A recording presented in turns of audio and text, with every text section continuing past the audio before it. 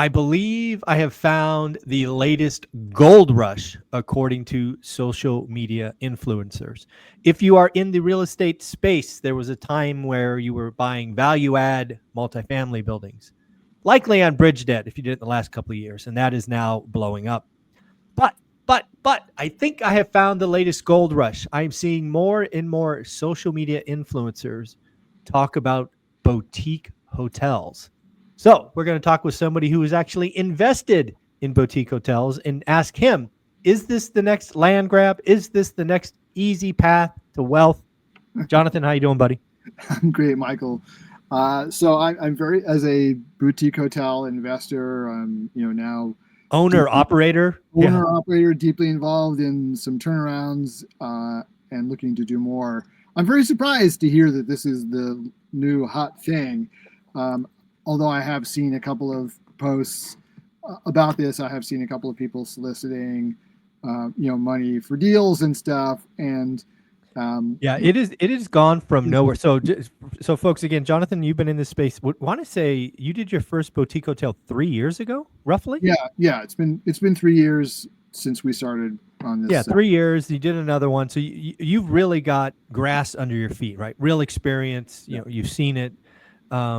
But yeah, I've seen in the last, gosh, 45 days, it's gone from nowhere to like dominating my feed, and now maybe that's just because that's what I'm looking at. I don't know, but yeah, there seems to be more and more influence to saying boutique hotels, buy from baby boomers, do this, do that, and yeah, easy money to be had, and it's going to be interesting. So let's talk a little bit about sort of what the idea is, because I think that the idea that these people are proposing is very similar to my thesis. Oh, I So do too. Yeah. I think the thesis makes sense, but let's talk about why this is overblown and hypey. Okay, so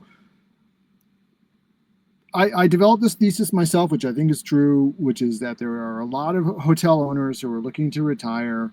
They don't have any successor, and the kids don't want these hotels. They've moved away. They're doing other things. A lot of them, frankly, they grew up in the hotel business, and they're like, "That's the last thing I want to do," right? And on the surface of things, it seems like, yeah, this is really easy. You can buy these assets cheap because they need work. We fix them up, we operate them, boom, boom, easy peasy, right? Make a lot of money. And I think like on a very high level, this makes a lot of sense, right? You can find these assets that don't have a successor. There's not a huge market for them because they often involve a lot of work.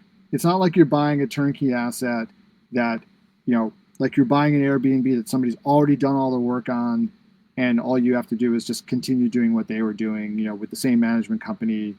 Nobody even knows the owner has changed, right? That, these hotels are available because they need work, because no one wants to buy them, because, um, you know, there's hair on these deals. And so first, what you need to have expertise in is doing a rehab, right? And that involves, for a hotel, and especially if you're talking about a boutique hotel where the expectation is a little higher level, higher level of design, a little higher level of, guest experience. You can't just go and be like, hey, I'm gonna go down to Lowe's and buy you know, some Yeah. sheetrock and whatnot. And listen, I mean, I have actually seen hotels where they've been like partly renovated by somebody who got in over their head, and that's literally what they did. They go down to Lowe's, they buy whatever's cheapest, they do some rehabbing. I mean, every room is like different because they buy whatever, it's like they buy the stuff on sale, so it's like one of these sinks in this room, one of these other sinks in this room. Yeah. It's all hodgepodge. So you got to have at least some connections to some designers. You got to kind of know what you're doing, know what you're in for. But then once you get the rehab done, I mean, that's kind of like the easy part, right? Because that's just construction. Then you got to operate the hotel, and operating a hotel is like, it's a real operating business. And the reason that we can be successful at it is because my partner, I mean, so for those of you who may not know this, like my role in my business is sourcing the deals, sourcing the money, structuring the deals, working with the investors, reporting to investors, kind of overall vision. My partner Shiv, he grew up in the hotel business. He's been around hotels since he was an infant. He understands the workings of hotels inside and out and really knows how to run these things. So we have this great complementary partnership where, I'm dealing with sort of like, in a way, like the outside, he's dealing with the inside, right? And if you don't have that skill set on your team, you're going to find it very, very difficult. And a lot of what this kind of like social media hypey stuff reminds me of is what we saw a couple of years ago, and still going on a little bit, which is the whole buy a business, right?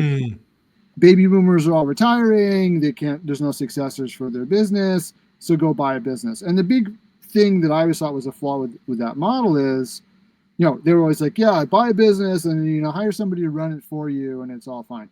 Like, it doesn't work that way, right? You can't just be like, oh yeah, hey guy, dude, like run this for me and make me money and it'll all be fine. Like, that's just not how business works. You got to be involved intimately. You got to be, if you don't have a background in running that business, you got to be prepared to really dig in, really learn it, be really involved, be on top of things, be on top of your employees, be on top of the person who's running the business for you. It doesn't just sort of happen on its own. And hotels are really much more than, say, multifamily is really an operating business. Even though I've always also said multifamily is an operating business, which people don't often appreciate.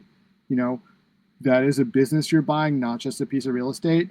But in the hotel business, it's even more so. It's even more of a hands-on business that needs to be operated. And if you don't have that skill set and you're not prepared to really dig in and learn it, this is not going to be like, hey, cool, social media, Yeah.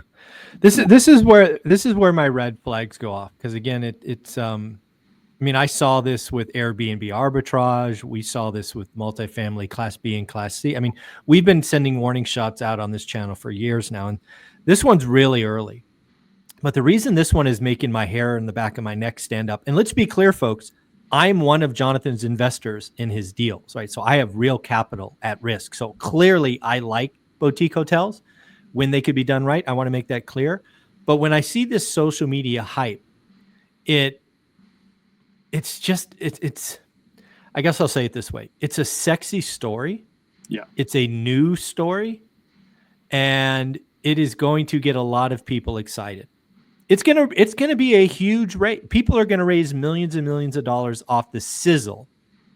And as you've just highlighted, there's a couple of real meat options. And I don't see any of that in the Sizzle. Right? There's no real, hey, I got a designer on my team. I've done full blown construction. I've managed a multifamily through an upgrade. There's just none of the real stuff. And then the last point you brought up was a hotel is a real business, right? You've got to understand customer service and Yelp reviews and online bookings and Expedia. Just the level of things that you don't know, what you don't know, jumping into boutique hotels is frightening. And it's funny you brought up business, because the biggest thing I think of when I look at boutique hotels today, it's laundromats. Cody Sanchez, I don't know, 5 or 6 years ago, broke in talking about buying boring businesses, and laundromats was the first thing she talked about. Now, I talked to a laundromat operator who's been in the business 20 years the other day, and he's like, you can't buy a laundromat today. That Cody Sanchez chick doubled the prices, right? Nothing makes sense. So it's like, gosh, are we going to do this again? Because again, the story is sexy. Buy from a baby boomer whose kids don't want it. Get seller financing like the deal you and I are in, or I'm in your deal. And that's where the investor stops. They don't poke in and figure out who the shiv is in the other deal. They don't figure out the design, and they don't understand timeline, right? Because again, the other thing that you have real experience with is these things probably takes an extra year than we think to kind of get the hotel into the flow of operating well. Because that's, this is the thing that we've really discovered in these two hotels is that, and this goes to it really being an operating business. Like in the housing market where there's a housing shortage, like you come in, you turn a unit, you make it look nice. There's a bunch of people who need to rent the house. They're there. Long term, yeah. With a hotel, get the renovation done, rebrand it, get everybody hired, get the operation running, and it still then is probably from that point, it's another year before the market believes that this is not the crappy hotel that you bought, Yeah. right? Yeah. And so you got to be prepared for like that year of renovation and then that year of like getting the getting the market to understand that you're different, like repositioning yourself in the market. So those things take time. And if you think this is going to be just like an easy, quick flip and get and then you get your tenant and you're done, like it just doesn't work that way. And I think too, like the sexiness, I mean, let's face it, like hotels are really sexy. Like Oh yeah. who doesn't, I mean, even more than say like a multifamily building, like who doesn't want to say they own a hotel? It's cool, Yeah. right? And this is why, back when I was a lawyer and actually doing hotel litigation, a lot of the and working on these big hotels, like a lot of the owners of those, like the Marriott or the Hyatt in town was like that town's richest guy.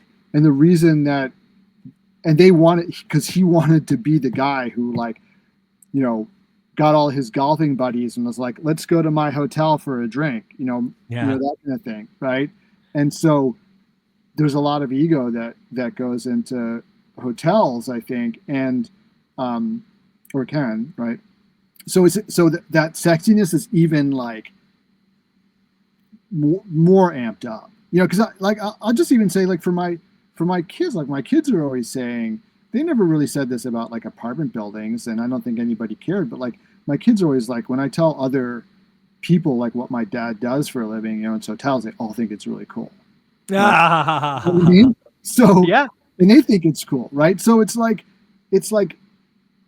I think that's also playing into this sexiness, right? Yeah. No, I think I mean, again, that's why I see the danger. That's why the hair on the back of my neck goes up, because again, the story is sexy. And I believe most investors don't do the due diligence, don't even know the questions to ask, don't know how to evaluate a team, don't know how to evaluate, remodels and timelines, and, just all the stuff that goes into running, and really not running, turning and running a hotel. That's why the back of my, the hairs on the back of my neck stand up, because again, it's sexy. And as a sales guy, if you can get somebody to believe that this is the next great thing and it's easy, and you want to be the guy that says, I own a hotel, you're not going to do the due diligence, and you're going to get got. You're going to get got once again. And, the other thing, there's an influencer, I'm speaking at his event later this month, Thatch Nguyen, or in September. And he's like, never forget, Zuber, when it comes to raising money, the bigger the name, the lower the return. Totally. Yeah. Yeah.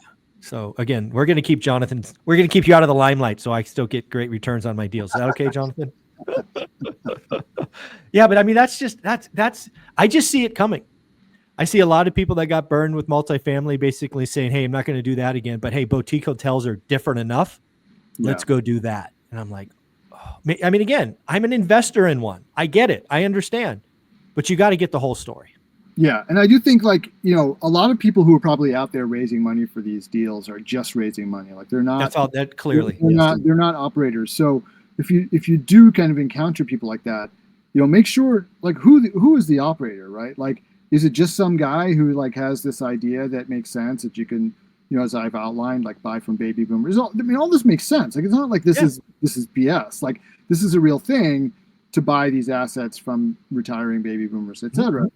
But whoever is, like, then buying, actually on the ground, they've got to have a background in this, and they've got to have a background in operations. I agree. Yeah. But again, again, going back to kind of how I opened with this boutique hotels being the new gold rush, I actually think there's a legit chance for, boutique hotels, or let's just say an old and tired hotel, to go through this metamorphosis, right? This caterpillar to butterfly, and you really could double or more the value in, a relatively short time, call it 3 to 5 years. Well, I think there's real opportunity. Oh, absolutely. I mean, I don't think there's any question about that. But the problem comes down to execution, right? Oh, and I think I think one of the things too about the hotel space that kind of lends it to hypiness is that a lot of, like, these are just way more Instagrammable than like an apartment building or like a single family house, right? Yeah. Like, you get You can create Instagram moments, right? In the creation, your design, it should. Yeah, exactly. I mean, because there's design, there's like location, there's all these things there's like nearby amenities. There's just like so much stuff that you can use for Instagram to kind of like hype it up even further. Yeah. That just, potentially adds to all of this. Yeah, I love it. Well, again, I do think there's a lot of opportunity out there. I'm not telling you not to do it, folks. I'm just telling you to be careful. Do some due diligence. Look at the timeline. Look at the team.